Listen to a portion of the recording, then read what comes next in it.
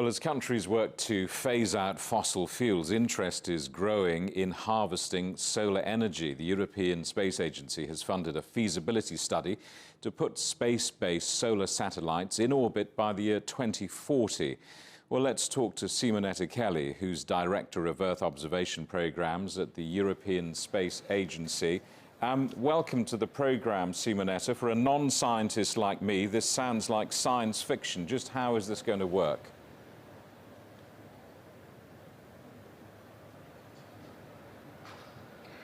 Good evening to all. But basically, we are here at the European Space Agency at the COP, where we come since over 20 years, to feature the relevance of space in support of the climate crisis and climate action. And we do that both explaining to decision makers like those who come to COP the relevance of using EO data, Earth observation data, satellite data, to monitor all what is related to climate, in particularly the climate variables that are part of the United Nations Framework Convention. Those variables which are the indicators associated to climate evolution and climate change, which relate, for example, to sea level rise, deforestation, and also what is related to using better our energy, planning energy at best. You've been with the European Space Agency for many years. I know many of those years in the Earth Observation Department. Which elements of climate change have struck you the most over the last years?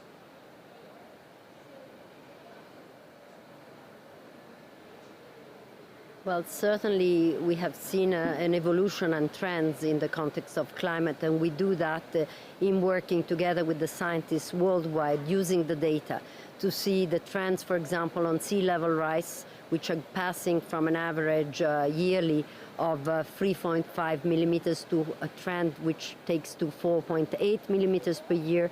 This is not homogeneous all over the world.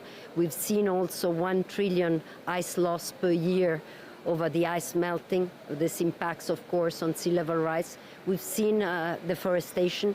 We've seen also things which are positive, like during COVID, the reduction of NO2 over main European but also worldwide cities. So with satellites, you can have a basically clear look of the state of our planet. You can also have a clear look on trends and evolution of parameters associated to climate. And that's why also here at COP, we have developed together with all the 30 space agencies of the world which have missions, satellites looking at the Earth, a special report on the support of space to the first stock take, which is exactly happening this year in 2023. You will know well there's lots of skepticism about COP28 and the criticism that it is just a talking shop. How hopeful are you that concrete, meaningful steps will be taken at this year's COP in Dubai?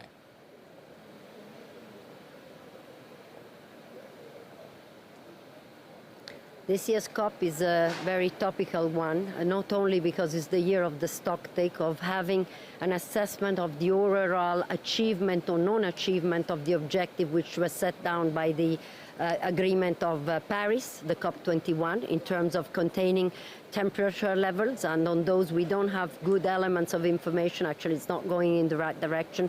We have messages very strong from the UN context of the report published in March, the report number 6 on the assessment of climate, of the need to act immediately.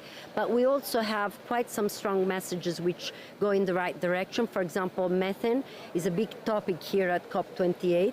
And you can do a lot to support methane monitoring, leaks from pipelines through satellites, and more we see legislations, not just at the level of the European Union, but at the level of many countries in the world, using for the implementation and monitoring of the legislation, satellite data, and really looking at an enforcement of these legislations which are associated with climate topic. Simonetta, thank you for that. Simonetta Cheli, Director of Earth Observation Programs at the European Space Agency at COP28 in Dubai.